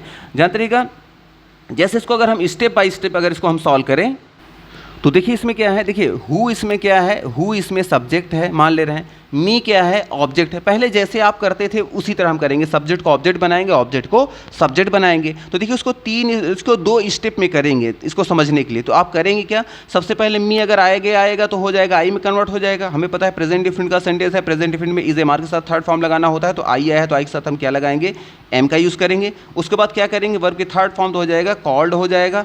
उसके बाद क्या करेंगे, हमें पता है कि हु आया है तो हु के बाद हम क्या लगाएंगे, ये ऑब्जेक्ट में जाएगा। तो जानते रहिएगा हु का ऑब्जेक्टिव केस होता है हुम होता है, इतना याद रखिएगा। जैसे हमें पता है ही होता है सब्जेक्ट, ही का ऑब्जेक्टिव केस क्या होता है, हिम होता है। आई होता है सब्जेक्ट, आई का ऑब्जेक्टिव केस क्या होता है, मी होता है। उसी तरह होता है वी होता है सब्जेक्ट, वी का ऑब्जेक्ट क्या होता है, अस होता है। उसी तरह जानते रहिएगा हु जो होता है सब्जेक्ट, हु का ऑब्जेक्ट हुम होता है, इतना याद रखिएगा। तो अब यहाँ हमारा सेंटेंस क्या होगा कि I am called by whom. अब ये हो गया तो जानते रहिएगा अब ये हो जाएगा। अभी हमारा सेंटेंस सॉल्व नहीं हुआ, क्यों, क्योंकि रूल कहता है कि जो भी इंट्रोगेटिव वर्ड होते हैं वो सेंटेंस के हमेशा शुरू में आते हैं। तो हमें इंट्रोगेटिव जो वर्ड है उसको सेंटेंस के शुरू में ले जाना होगा। तो इसको हम थोड़ा सा आप चेंज करेंगे, ये तो हम आपको समझाने के लिए बता रहे हैं। मान लिया आप ऐसे सॉल्व करते हैं, अब क्या करेंगे, बाई हूम को आगे लेकर आएंगे। तो यहाँ हो जाएगा बाई हूम आगे आ गया, चूंकि इंट्रोगेटिव हमेशा शुरू में रहता है। अब इंट्रोगेटिव ये हो गया तो जानते हैं जब इसको ले आएंगे तो आपको हमेशा जो सेंटेंस में मिलेगा, पहले आपको सब्जेक्ट मिलेगा, उसके बाद क्या मिलेगी, वर्ब मिलेगी। तो आपको करना क्या है, इस वर्ब को पहले लगाना है, सब्जेक्ट को बाद में लगाना है। तो पहले क्या लगा देंगे, एम लगा देंगे, उसके बाद लगाएंगे आई। अब बचा क्या, कॉल्ड का कॉल्ड। तो हमारा सेंटेंस क्या बन गया, by whom am I called. तो by whom am I called, देखिए यही हमारा आंसर भी है। अगर आप ध्यान से देखें तो इसको आपको दो स्टेप में समझाया गया, अगर आप समझ जाएंगे तो इसको डायरेक्टली एक ही स्टेप में कर लेंगे। उसी तरह देखिए है कि यहाँ पे हु इज़ कॉलिंग मी, अगर इसको उसी तरह हम करें तो देखिए मी का हो जाएगा आई। अब यहाँ पे देखिएगा आई हो गया सब्जेक्ट मान लेंगे, चूंकि हमारे किसका सेंटेंस है, ये हमारा है प्रेजेंट कॉन्टिन्यूअस का। तो अब आई के साथ हम क्या लगाएंगे, एम लगाएंगे। अब कॉन्टिन्यूअस है, आईएनजी फॉर्म को जब भी थर्ड फॉर्म बनाना होता है आपको बताया गया तो पहले बीइंग लगाना पड़ता है। तो हम यहाँ लगा देंगे बीइंग। उसके बाद क्या आएगी, वर्ब की थर्ड फॉर्म लगाना है तो कर देंगे बीइंग कॉल्ड, और लास्ट में हु का जाएंगे तो कर देंगे बाई हुम। अब ये हमारा क्या हो जाएगा, ये फर्स्ट स्टेप हमारा हो गया। अब हमें पता है कि बाई हुम सेंटेंस का हमेशा शुरू में ही लगता है, तो हम बाई हुम को पहले ले आएंगे तो यहाँ हो जाएगा बाई हुम हो जाएगा। अब देखिए एक काम ये हो गया। अब दूसरा क्या करेंगे, सब्जेक्ट के बाद जो वर्ब आई है उल्टा कर देंगे, एम के स्थान पे आई को कर देंगे, आई के स्थान पे एम को कर देंगे। तो हो जाएगा हुम बाई हुम एम आई। अब बचा क्या, बीइंग कॉल्ड, तो हम भी यहाँ लिख देंगे बीइंग कॉल्ड। तो ये दो स्टेप में करेंगे तो हमारा ये भी सेंटेंस क्या हो जाएगा, सॉल्व हो जाएगा। तो हमारा देखिए यही तो आंसर है, बाई हुम एम आई बीइंग कॉल्ड। तो हमारा ये आंसर हो जाएगा, फाइनल आंसर ये रहेगा। इतने याद देखिए, समझने के लिए आपको बताया, दो स्टेप में आपको बताया जा रहा है कि कैसे इसको सॉल्व करना है। फिर देखिए यहाँ है कि हु हैज़ कॉल्ड मी, तो हमें पता है कि फिर से मी हमारा सब्जेक्ट है, हु हमारा क्या है, यहाँ पे ऑब्जेक्ट, सब्जेक्ट हु है, ऑब्जेक्ट है मी। मी को आगे ले आएंगे तो क्या हो जाएगा आई, चूंकि हमारा प्रेजेंट परफेक्ट टेंस का रूल है तो आई के साथ हैज़ हमें क्या लगता है, हैव लगाएंगे। तो यहाँ लगाएंगे आई के बाद हैव आ गया।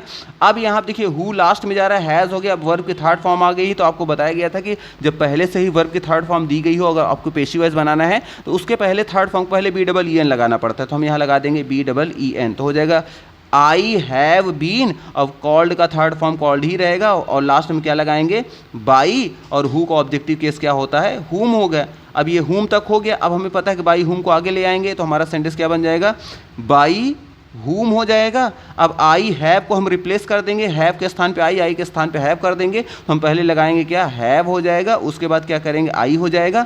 अब बचा क्या है यहाँ पे, बीन कॉल्ड। तो हम भी क्या करेंगे, B double E N bean, और उसके बाद कॉल्ड का क्या कर देंगे, कॉल्ड कर देंगे। इतने आधे की तो हमारे ये सेंटेंस बन जाएगा। तो यही तो देखिए हमारा आंसर भी है, बाई हुम का बाई हुम हो गया, हैव आई, उसके बाद बीन, और कॉल्ड का कॉल्ड हो गया। तो मे भी आपको ये समझ में आ रहा होगा कि ये जब सब्जेक्ट के रूप में आएंगे, हु अगर दिख गया तो उसको दो स्टेप में सॉल्व करिए। अगर आप डायरेक्ट कर सकते हैं मच बेटर है, अगर नहीं कर सकते तो एटलीस्ट एक बार थोड़ा सा रफ के रूप में आप करके उसके बाद उसका आंसर चेक कर लीजिए। फिर देखिए आ जाएंगे नेक्स्ट, देखिएगा इसमें है हुम। तो आपको बताया गया था कि हुम जो होता है हु का ऑब्जेक्ट होता है। इसका मतलब अब ये यहाँ पे ऑब्जेक्ट आया है, सब्जेक्ट कौन है, आई है। तो यहाँ सब्जेक्ट आई है, हुम क्या है, ऑब्जेक्ट। जब ऐसे रहता है तो कुछ नहीं करना होता है, इस आई को ही निकाल के बाहर करना है। देखिए हु आपको पता है, जानते रहेगा कि जब भी हेल्पिंग वर्ब, जानते रहेगा हेल्पिंग वर्ब के बाद अगर क्या आ जाता है, मेन वर्ब आ जाता है। अगर हेल्पिंग वर्ब के तुरंत बाद मेन वर्ब आती है तो उस कंडीशन में जो भी इसके आगे रहेगा वो उस सेंटेंस का सब्जेक्ट कहलाएगा। अब इसमें अगर देखें तो ये हो गया हेल्पिंग वर्ब डू हो गया, हेल्पिंग वर्ब हो गया, और मेन वर्ब क्या है, कॉल है। अगर हम बीच से आई को यहाँ से हटाकर लास्ट में अगर हटा दें तो हेल्पिंग वर्ब के बाद मेन वर्ब आ जाएगी, तो उस कंडीशन में हूम जो होगा वो सब्जेक्ट में कन्वर्ट हो जाएगा। तो हमें पता है कि हूम जो होता है ये ऑब्जेक्टिव केस है, जब उसको सब्जेक्ट बनाना होगा तो सबसे पहले हमें क्या लगाना पड़ेगा, हु लगाना पड़ेगा। तो हूम जब दिख जाएगा तो उसको सबसे पहले क्या कर दीजिए, हु कर दीजिए। पहले तो ऐसे हूम को क्या कर देंगे, हु में कन्वर्ट कर देंगे। अब चूंकि हमारा डू या डज वाला जो सेंटेंस बनता है वो प्रेजेंट इंडिफिनिट का बनता है, और प्रेजेंट इंडिफिनिट का जो पेशी वाइज का रूल होता है इज एम आर के साथ थर्ड फॉर्म के यूज होता है। अब हु अगर हमारा सब्जेक्ट है, यहाँ पे सब्जेक्टिव केस में तो सब्जेक्ट के रूप में काम कर रहा है, तो हमें पता है जितने प्रोनाउन होते हैं वो सिंगुलर की कैटेगरी में आते हैं। अगर बात करें प्रेजेंट इंडिफिनिट का पेशी वाइज का रूल इज एम आर लगता है, और सब्जेक्ट जब सिंगुलर होता है तो हम क्या लगाते हैं, इज के साथ वर्ब की थर्ड फॉर्म तो हो जाएगा हु इज कॉल्ड, मतलब किसको बुलाया जाता है। अब यहाँ आई जो आया है लास्ट में चला जाएगा तो हम क्या लिख देंगे, बाय यू। मतलब इसमें दो स्टेप की जरूरत नहीं, इसमें एक ही स्टेप लगा देंगे, काम हो जाएगा। अब फिर देखिए इसमें आ जाएंगे whom, देखिए आया whom आई एम कॉलिंग, इसी को कॉन्टिन्यूअस में अब ले गए हैं, तो सबसे पहले क्या करेंगे, हूम को हु में कन्वर्ट कर देंगे। और चूंकि यहाँ पे देखिए एम आया था, किसके अकॉर्डिंग आया था, क्योंकि सब्जेक्ट हमारा कौन था, आई था। लेकिन अब सब्जेक्ट कौन बनने वाला है, हु बनने वाला है। जब हु सब्जेक्ट बन जाएगा तो हु सिंगुलर की कैटेगरी में आता है, इसके साथ हम क्या यूज़ करेंगे, इज यूज़ करेंगे। तो हम यहाँ इज लगा देंगे। इसके बाद जब यहाँ आई बाद में चला गया है, कॉलिंग के बाद यहाँ आ जाएगा, तो बचा आईएनजी फॉर्म। और हमें पता है कि आईएनजी फॉर्म का जब थर्ड फॉर्म बनाना होता है सबसे पहले हम क्या लगाते हैं, बीइंग लगाते हैं, उसके बाद उसका वर्ब की थर्ड फॉर्म कर देते हैं। तो हो जाएगा हु इज बीइंग कॉल्ड, किसको बुलाया जा रहा है, और बाई मी का मतलब मेरे द्वारा हो जाएगा। तो आई जो होगा उसको लास्ट में ऑब्जेक्ट बना देंगे, तो यहाँ मी हो जाएगा, इतना याद रखिएगा। फिर देखिए यहाँ पे आ जाएंगे, हुम हो गया हमारा सब्जेक्ट, और आई देखिए हुम हो गया, और इसके बाद हैव आया है, और इसमें आ गया आई। तो हमें पता है कि आई यहाँ पे सब्जेक्ट के रूप में काम कर रहा है, इसलिए यहाँ क्या यूज़ किया गया, हैव यूज़ किया गया, क्योंकि इंट्रोगेटिव के रूल से लिखा गया है। और यहाँ थर्ड फॉर्म है हमारा इस सेंटेंस किसका है, प्रेजेंट परफेक्ट का। और प्रेजेंट परफेक्ट में हमें पता है कि बीन के साथ थर्ड फॉर्म का यूज़ किया जाए, तो पहले हुम को हम क्या करेंगे, हु में कन्वर्ट कर देंगे। अभी हुम था तो यहाँ हैव आया, लेकिन जानते रहिए हैव ये हुम के अनुसार नहीं आया। क्यों, क्योंकि हुम तो ऑब्जेक्ट है ना, और जो वर्ब आती है वो तो सब्जेक्ट के अकॉर्डिंग आती है, और सब्जेक्ट हमारा क्या है, आई है। आई है, जब आई है तो आई के साथ हैव आया, लेकिन अब सब्जेक्ट कौन बन रहा है, हु बन रहा है, और हु हमेशा सिंगुलर की कैटेगरी में आता है, इसलिए हम क्या लगाएंगे, हैज़ लगाएंगे। अब इसके बाद हैज़ के बाद चूंकि यहाँ आई लास्ट में जाएगा, इस तरफ आएगा यहाँ पे, और जब लास्ट में आएगा तो इसके बाद तुरंत हेल्पिंग वर्ब के बाद क्या आएगी, कॉल्ड। और कॉल्ड होती है वर्ब की थर्ड फॉर्म, आपको बताया गया जब थर्ड फॉर्म ऑलरेडी पहले से हो तो उसके पहले BEEN लगाकर उसको लगा देते हैं, थर्ड फॉर्म लगा देंगे, थर्ड फॉर्म को थर्ड फॉर्म हो गया। अब लास्ट में जाएगा तो क्या हो जाएगा, बाई मी। तो हमारा सेंटेंस क्या बन गया कि हुम, देखिए क्वेश्चन था हुम हैव आई कॉल्ड, तो हो जाएगा who has been called by me. तो मे भी आपको यहाँ पे क्लियर हो रहा होगा। अगर मान लीजिए नहीं क्लियर हो रहा तो थोड़ा सा ऐसे समझ लीजिए ना, जैसे देखिए यहाँ पे आया है पहले, अगर देखिए इसको सेंटेंस देखिए, जैसे फोर्थ वाली की बात करें, अगर इसको हम यहाँ मान लीजिए नोट कर रहे हैं, जैसे मान लीजिए यहाँ पे आ गया हुम, उसके बाद हो गया डू आई कॉल, ये मान लीजिए हमने ये लिखा, उसके बाद यहाँ हमारा क्वेश्चन मार्क हो गया।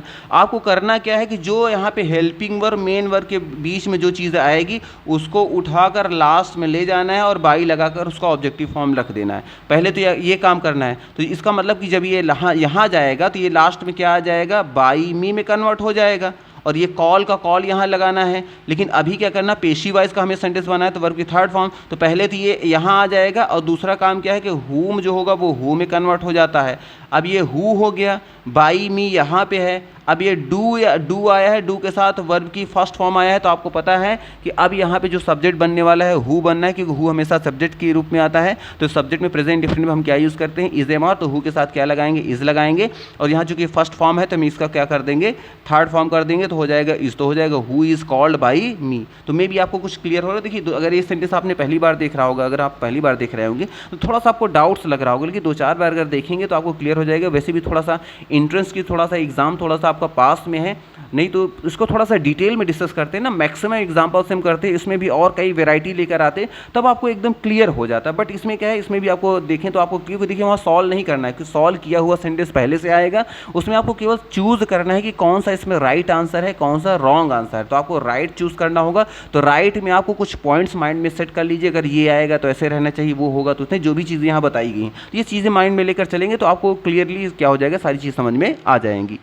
नेक्स्ट देखिए सेंटेंस आया है कि हु हु हेल्प्ड देम, ये देखिए हमारा पास्ट इंडेफिनिट का सेंटेंस है। तो हु हमें पता है सब्जेक्ट है, और जब सब्जेक्ट है तो देम आया है, देखिए यहाँ पे ये ऑब्जेक्ट है। अब हमें पता है सब्जेक्ट को ऑब्जेक्ट और ऑब्जेक्ट को सब्जेक्ट में, क्योंकि हु वाले में 2 स्टेप पे हमें सॉल्व करना होता है, जैसे अभी हमने सॉल्व किया था। अगर 2 स्टेप में करेंगे तो देम को आगे ले जाएंगे तो क्या हो जाएगा, दे में कन्वर्ट हो जाएगा। अब हमें पता है चूंकि पास्ट इंडेफिनिट का सेंटेंस है तो दे के साथ क्या लगाएंगे, हम वर का यूज़ करेंगे पास्ट इंडेफिनिट में, तो यहाँ वर हो गया। और वर के बाद हम क्या यूज़ करेंगे, चूंकि थर्ड फॉर्म लगाना पड़ेगा तो यहाँ कर देंगे कॉल्ड कर देंगे, तो यहाँ कॉल्ड हो जाएगा। और लास्ट में क्या करेंगे, हु का क्या लिखते हैं, हम क्या करते हैं बाई हुम में कन्वर्ट कर देते हैं। अब इसका जो बाई हुम है, हमें पता है कि बाई हुम जो है इंट्रोगेटिव सेंटेंस, इंट्रोगेटिव वर्ड है, इंट्रोगेटिव हमेशा सेंटेंस के शुरू में रहता है, तो हम यहाँ लास्ट शुरू में ले आएंगे, तो इसको ले आएंगे बाई हुम कर देंगे। अब हमें पता है दूसरा काम क्या करना है कि सब्जेक्ट को वर्ब के स्थान पे, वर्ब को सब्जेक्ट के स्थान पे करना है, तो वर्ब पहले आ जाएगा, उसके बाद दे करेंगे, उसके बाद बचा क्या यहाँ पे कॉल्ड, तो कॉल्ड का हम यहाँ पे कॉल्ड कर देंगे, तो हमारा आंसर बन जाएगा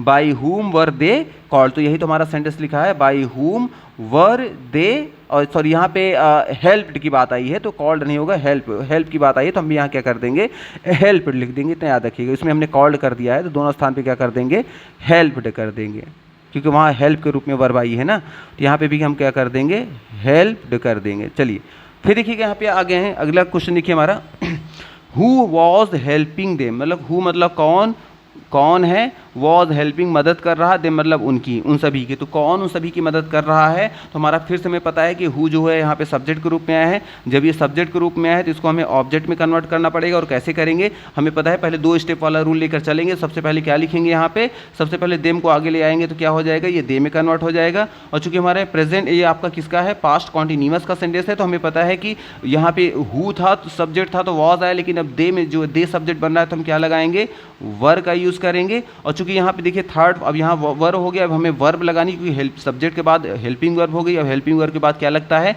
मेन वर्ब का यूज़ होता है, और मेन वर्ब आईएनजी फॉर्म में है। जब आईएनजी फॉर्म को थर्ड फॉर्म बदलते हैं तो हम क्या करते हैं, सबसे पहले क्या लगाते हैं यहाँ पे बीइंग लगाते हैं, उसके बाद थर्ड फॉर्म करेंगे तो हो जाएगा हेल्प का हेल्प्ड हो जाएगा। इसके बाद क्या करेंगे, हु आया है तो हु का ऑब्जेक्टिव फॉर्म क्या होता है, बाई हुम कर देंगे। अब ये एक स्टेप हो गया, अब हमें पता है दूसरा स्टेप क्या करना है, बाई हुम को हम आगे लेकर आएंगे तो हो जाएगा बाई हुम हो जाएगा। अब यहाँ पे आपको पता है रिप्लेस करना है दे को वर के स्थान पे, वर को दे के स्थान पे, तो यहाँ कर देंगे बाई हुम वर दे, और उसके बाद क्या करेंगे बीइंग लगाएंगे, BEING का यूज़ करेंगे। उसके बाद क्या करेंगे यहाँ पे थर्ड फॉर्म कर देंगे हेल्प्ड कर देंगे, इतना याद रखिएगा। तो ये हमारा आंसर हो जाएगा, और इसी को तो यहाँ लिखा गया बाई हुम वर दे बीइंग हेल्प्ड। तो मे भी आपको यहाँ कुछ ना कुछ क्लियर हो रहा होगा। फिर देखिए इसी तरह 9th नंबर पे देखिए क्वेश्चन आया है कि हु हैज़ हेल्प्ड देम। तो ये देखिए प्रेजेंट परफेक्ट का सेंटेंस फिर से यहाँ पे आया है कि हु हैज़ हेल्प्ड देम आया है, तो देम को आगे ले जाएंगे। तो देखिए इसमें भी 2 स्टेप वाला ही हमारा सेंटेंस चल रहा है, इसको थोड़ा सा और प्रैक्टिस कर लीजिए। देखिए देम आगे आएगा तो क्या हो जाएगा, दे में कन्वर्ट हो जाएगा। अब दे में हो गया, चूंकि हमारा प्रेजेंट परफेक्ट का सेंटेंस है, तो जब हु सिंगुलर होता है, इसके साथ वर्ब क्या आई है सिंगुलर आई है, लेकिन अब सब्जेक्ट कौन बनेगा, दे बनेगा, तो दे के साथ हम क्या लगाएंगे हैव आ जाएगा। उसके बाद क्या लगाएं, चूंकि प्रेजेंट परफेक्ट का सेंटेंस है तो पहले से थर्ड फॉर्म आई है, तो उसके पहले हम क्या लगाना पड़ेगा, BEEN लगाना पड़ेगा, उसके साथ वर्ब की थर्ड फॉर्म हो जाएगी, तो हो जाएगा दे हैव बीन हेल्प्ड। अब हु जो है लास्ट में जाएगा तो हम क्या लगाएंगे, हु का ऑब्जेक्टिव फॉर्म क्या होता है, बाई हुम। जब इतना हो गया, अब इसको हम फिर से दूसरे स्टेप पे लेके आएंगे। तो हमें पता है इंट्रोगेटिव वर्ड हमेशा सेंटेंस के शुरू में होता है, तो बाई हुम पहले आ जाएगा। तो हम क्या लगाएंगे यहाँ पे हम लगाएंगे बाई हुम। जब बाई हुम पहले आ गया यहाँ पे, अब बाई हुम पहले आ गया, दूसरा काम क्या करना है, रिप्लेस करना है दे के स्थान पे हैव के स्थान पे दे को करना है, तो यहाँ कर देंगे हैव, उसके बाद हो जाएगा दे, उसके बाद क्या बचा, यहाँ बचा बीन हेल्प, तो हम भी लिख देंगे बीन हेल्प्ड का हेल्प्ड लिख देंगे, इतने याद रखिएगा। तो हमारा सेंटेंस क्या बन गया, बाई हुम हैव दे बीन हेल्प्ड, और यही तो लिखा है बाई हुम। अब यहाँ देखिए चूंकि हैज़ आया है तो यहाँ हैड नहीं, यहाँ हैज़ कर देंगे, चूंकि हमारा पास्ट नहीं बल्कि प्रेजेंट का यहाँ हैज़ लगाया गया, तो यहाँ हैज़ हो जाएगा, इतना याद रखिएगा। सॉरी यहाँ पे जस्ट मिनट थोड़ा सा इसको करेक्ट कर दें, यहाँ पे क्या कर देंगे हम हैव, क्योंकि यहाँ पे दे आया है ना, तो दे के साथ हैव हो जाएगा। हाँ, अगर यही हु के स्थान पे यहाँ हैड होता हैज़ के स्थान पे, तब वहाँ पे हैड का हैड ही कर देते, ठीक। तो यहाँ कर दें बाई हुम हैव दे बीन हेल्प्ड हो जाएगा, इतना याद रखिएगा। फिर देखिए आ जाएंगे, अब देखिए इसमें हुम आया, तो जब हुम वाला सेंटेंस आपको पता है कि हुम वाले में केवल हु कर देते हैं, 2 स्टेप में नहीं करते, एक ही स्टेप में केवल वो सॉल्व हो जाता है। अब इसको कैसे सॉल्व करना है तो इसको ऑलरेडी आप कर चुके हैं, बट फिर भी देख लीजिए इसको कैसे करना है।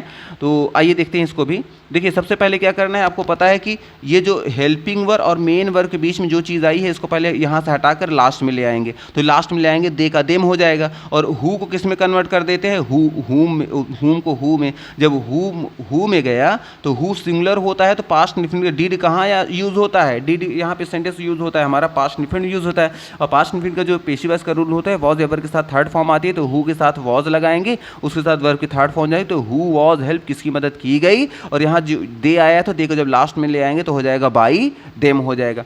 ठीक उसी तरह देखिएगा है कि हु यहाँ पे क्या है, यहाँ ऑब्जेक्ट के रूप में है, सब्जेक्ट हमारा कौन है, यहाँ पे दे है। अब दे यहाँ पे सब्जेक्ट है, इसको उठाकर हम लास्ट में ले आएंगे तो बाई देम कर देंगे, केवल हेल्पिंग वर्ब मेन वर्ब के बीच में, ये है हेल्पिंग वर्ब और ये है मेन वर्ब। जब हेल्पिंग वर्ब मेन वर्ब के बीच में कोई चीज़ होती है तो उसी को उठाकर लास्ट में कर देंगे और दोनों सेंटेंस को, और वहाँ बाई लगाकर लास्ट में उसको लिख दिया जाता है, और शुरू में जो हु होता है, हुम होता है, उसको हु में कन्वर्ट कर दिया जाता है। तो हु जो होगा, जब हुम जो होगा हु में कन्वर्ट हो जाएगा, तो सिंगुलर होता है तो यहाँ क्या लगाएंगे, वॉज। और चूंकि यहाँ देखिए आया है हेल्पिंग, आया है हेल्पिंग क्या है, वर्ब की आईएनजी फॉर्म है, तो हमें पता है वर्ब की आईएनजी फॉर्म को पेशिव वॉइस बनाते समय थर्ड उसके पहले बीइंग लगाते हैं, उसके बाद थर्ड फॉर्म लगाते हैं, तो हो जाएगा हु वॉज बीइंग हेल्प, किसकी मदद की जा रही है, और लास्ट में कर देंगे बाई देम, मतलब उनके द्वारा। उसी तरह देखिए यहाँ 12th नंबर आया है कि हु हमारा देखिए ऑब्जेक्ट के रूप में है, ऑब्जेक्टिव केस में है, और दे हमारा सब्जेक्टिव केस में है, तो हमें पता है कि दे को फिर से क्या करना होगा, लास्ट में ले जाएंगे, तो हमें पता है सबसे पहले हुम को हु में कन्वर्ट करेंगे। अब यहाँ चूंकि हैड आया है तो हमें पास्ट परफेक्ट का ये सेंटेंस है, और हमें पता है पास्ट परफेक्ट में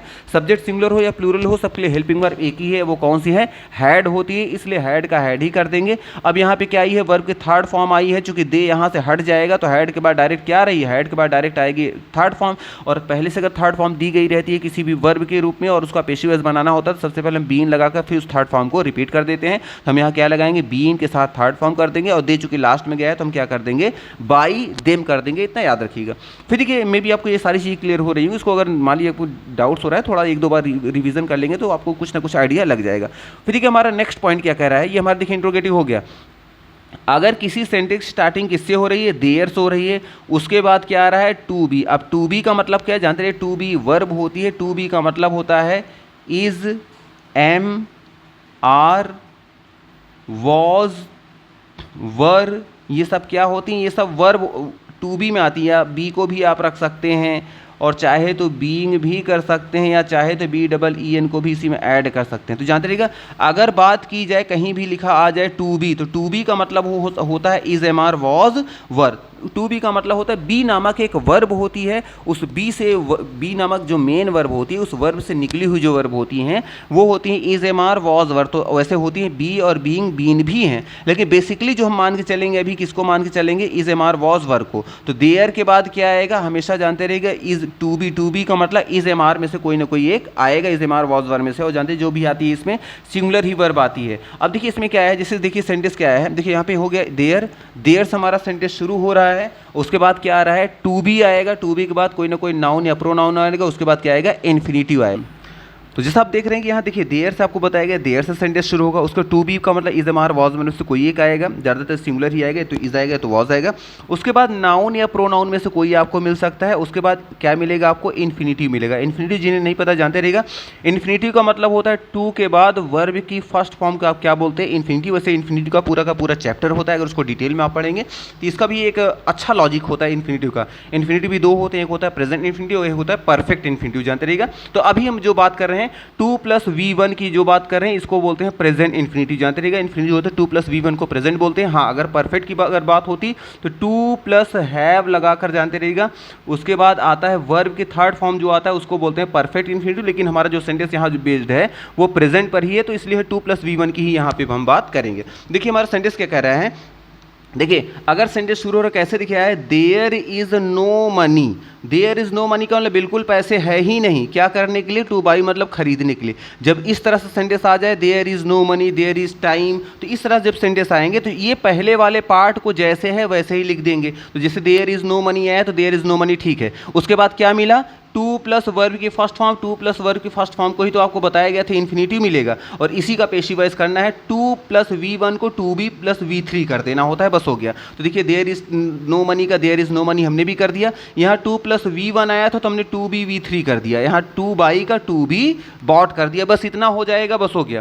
फिर देखिए यहाँ सेकंड नंबर आया है कि देयर इज नथिंग, मतलब कुछ है ही नहीं, टू गेन मतलब प्राप्त करने, मतलब कहते नहीं, कुछ लोग कहते हैं कि जीवन में तो कुछ बचा ही नहीं जो उसे पाया जाए, तो कहते देयर इज नथिंग, अब तो कुछ रहा ही नहीं, टू गेन मतलब पाने के लिए, तो पहले इसको जैसे है वैसे लिख देंगे पहले पार्ट को, देयर इज नथिंग का मतलब कुछ है ही नहीं, जो टू गेन आया है उसको कर देंगे टू बी गेन, मतलब पाया जाने के लिए, इसको पाने के लिए, और यह उसको पेशीवाज बन गया तो पाया जाने के लिए हो जाएगा। फिर देखिए आ जाएंगे थर्ड नंबर क्वेश्चन कह रहा है कि देयर इज टाइम, मतलब देयर इज टाइम समय है, क्या समय है, टू स्टडी मतलब स्टडी करने के लिए, तो पहले देयर इज टाइम जो है पहले वैसे लिख देंगे, देयर इज टाइम का देयर इज टाइम, और देखिए टू स्टडी को कर देंगे टू बी स्टडीड, केवल 2 प्लस V1 का ही पेशीवाइज 2B में कर देंगे, बस हो गया 2B V3। फिर क्या है, देयर इज नथिंग मतलब कुछ रहा ही नहीं, कुछ है ही नहीं, टू से मतलब अब कहने के लिए, जैसे कहते हैं ना कुछ लोग अब बचा ही क्या कहने के लिए, तो कह रहे हैं देयर इज नथिंग, अब कुछ रहा ही नहीं, टू से मतलब कहने के लिए, तो पहले पार्ट को वैसे नोट कर देंगे, देयर इज नथिंग का मतलब कुछ रहा ही नहीं, टू से का हो जाएगा टू बी सेड, इसी का बस पेशीवाइज हो जाएगा, बस हो गया। तो जानते रहिएगा 2 प्लस V1 अगर कहीं दिख गया तो इसका पेशीवाइज जो होगा क्या होगा, 2 प्लस बी प्लस वर्ब की थर्ड फॉर्म, जैसे आ गया टू, आ गया कॉल, टू कॉल का अगर पेशीवाइज होगा तो क्या लिखेंगे, टू बी कॉल्ड कर देंगे, इतना याद रखिएगा, बस इतने का पेशीवाइज बन जाता है, बस हो गया। तो मे भी ये आपको क्लियर हो गया होगा। अब आते हैं अपने देखिए नेक्स्ट पॉइंट पे। देखिए हमारा जो नेक्स्ट आया है, अगर सेंटेंस की स्टार्टिंग कैसे हो रही, इट से हो रही है, और इट के बाद इज भी आ सकता है, वॉज भी आ सकता है, लेकिन जाते रही ज़्यादा तो जो आपको मिलेगा इज ही मिलता है, वॉज बहुत रेयर आप बनाना चाहे बन जाएगा, लेकिन इज ही देखने को मिलता है। उसके बाद क्या आ जाएगा, टाइम वर्ड आ जाएगा, और टाइम के बाद क्या आएगा, इन्फिनिटिव आएगा, और इन्फिनिटिव आपको बताया गया क्या होता है, 2 प्लस वर्ब की फर्स्ट फॉर्म को हम क्या बोलते हैं, इन्फिनिटिव बोलते हैं। उसके बाद कोई ना कोई इसी इन्फिनिटिव से रिलेटेड कोई ना कोई नाउन आपको मिलेगा, कोई ना कोई नाम मिल जाएगा। तो अब यही देखिए सेंटेंस में देखेंगे आपको ज़्यादा समझ में आएगा। देखिए क्या है, इट इज़ टाइम, यही समय है, टू लर्न मतलब लर्न सीखने के लिए, कंप्यूटर मतलब कंप्यूटर को। तो आप देखिएगा आपको इट इज़ टाइम एक पार्ट आया है, बीच में इन्फिनिटिव आई है, और उसके बाद क्या आया है, कोई ना कोई नाउन आया है। तो आपको सॉल्व करते समय क्या करना पड़ेगा, पहले पार्ट को देखिए 3 पार्ट में इसको हम डिवाइड कर रहे हैं। पहला पार्ट ये हो गया इट इज़ टाइम, दूसरा पार्ट इन्फिनिटिव हो गया, तीसरा पार्ट हो गया हमारा यहाँ पे नाउन। तो आपको करना क्या है, पहले पार्ट को वैसे ही नोट कर देना है जैसे है, फिर उसके बाद तीसरे वाले पार्ट को आगे ले आएंगे और उसके पहले फॉर अपने से ऐड कर देंगे, तो हो जाएगा फॉर कंप्यूटर। ठीक, तो हो जाएगा पहला पार्ट ये हमारा हो गया, फिर हमने तीसरे पार्ट को लिखा। अब सेकंड पार्ट को हम लास्ट में ले जाएंगे। जो टू लर्न है, हमें पता है 2 प्लस V1 का पेशीवाइज क्या होता है, 2B V3, तो 2B लर्नड हो जाएगा, इतना याद रखिएगा। फिर देखिए सेकंड नंबर आया है इट इज़ टाइम, ये हमारा फर्स्ट पार्ट हो गया, टू डू हमारा ये सेकंड पार्ट हो गया, आवर होमवर्क को आया हमारा ये थर्ड पार्ट हो गया। तो हमें पता है कि फर्स्ट पार्ट को वैसे ही लिखना होता है जैसे ये है, तो फर्स्ट पार्ट को हमने वैसे ही लिख दिया। फिर थर्ड पार्ट को आगे ले आएंगे, उसके पहले फॉर लगा देंगे, तो ये देखिए फॉर आवर होमवर्क हो गया, इस हमारा थर्ड पार्ट हो गया। अब बचा क्या, टू डू, तो इसको लास्ट में ले जाएंगे, टू डू का हो जाएगा टू बी डन। तो हमारा सेंटेंस क्या है, it is time to do our homework, तो इसको जब चेंज किया तो हो गया it is time for our homework to be done हो गया।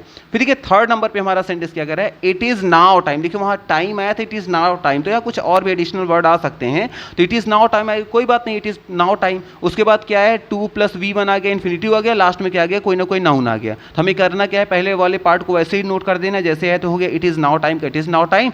फिर क्या करना है, जो लास्ट जो थर्ड नंबर जो लास्ट होता है उसको हम पहले लेकर आते हैं, उसके पहले फॉर लगा देते हैं, तो हो गया it is now time for cricket. और 2B जो आया था 2 प्लस V1 को 2B V3 में कन्वर्ट कर देते हैं, हो जाएगा 2B played. It is now time, यही समय है फॉर क्रिकेट के लिए, 2B प्लेड मतलब खेला जाने के लिए।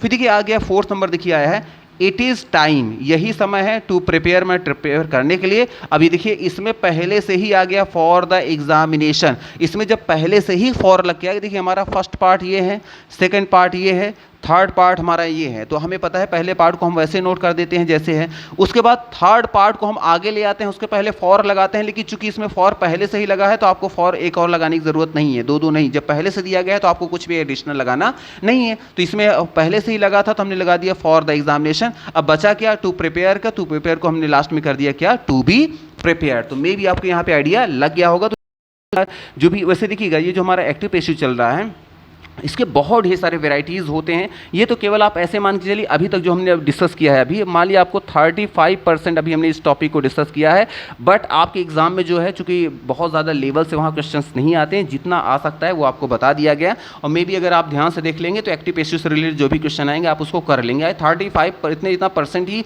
इनफ है आपके एग्जाम के लिए, याद रखिए। बट हाँ, अगर आप कॉम्पिटिटिव लेवल से अगर आप पढ़ना चाह रहे हैं, बैंक, एसएससी या कोई अदर कॉम्पिटिटिव एग्जाम के लिए, तो इसको आपको डीपली पढ़ना पड़ेगा। और अगर डीप उसको अगर पढ़ाने का कभी हमें मौका मिला तो आप सबको तब वहाँ पे सेंटेंस को दिखाते हैं कि कितने क्या क्या वेराइटीज़ होती हैं और सेंटेंस को कैसे तो वहाँ डीप से लेके चलेंगे। ये तो थोड़ा जल्दी जल्दी, चूँकि इंट्रेंस के एग्जाम में उतना डीपली वहाँ से आती नहीं है चीज़ें, बट फिर भी किसी चीज़ को हमें क्या करना है कि बहुत ज़्यादा ओवर कॉन्फिडेंस नहीं होना है कि नहीं ये चीज़ नहीं आएगी। हम थोड़ा सा टफ ही मान के चलेंगे कि चलो ठीक है कि इतना आता है, बट थोड़ा सा एक्स्ट्रा ही पढ़ के चलेंगे, ताकि अगर उससे रिलेटेड क्वेश्चन आए तो हम उस क्वेश्चन को कर लें। तो मे भी आपको यहाँ सारी चीज़ें क्लियर हो रही होंगी। अगर सारी चीज़ें क्लियर हो रही हैं तो प्लीज़ वीडियो को लाइक करना, चैनल को सब्सक्राइब करना ना भूलें, क्योंकि अभी के लिए हम इतना ही रखते हैं कि वीडियो थोड़ी सी बड़ी हो रही है तो इतना ही रखते हैं। तो मे भी आपको देखिए जो भी एक्टिव पेशिव से रिलेटेड जो भी क्वेश्चन होंगे, अगर आप इसको जो भी यहाँ 2 से 3 पार्ट जो भी दिए गए हैं, 2-3 पार्ट, उसमें अगर देख लेंगे तो आपको डेफिनेटली वो सारे क्वेश्चन एक्टिव पेशिव से रिलेटेड होंगे, वो आपको डेफिनेटली कर लेंगे, उसमें कोई डाउट नहीं रहेगा। तो चलिए आज कितना रखते हैं। Thank you very much for watching this video. Thank you.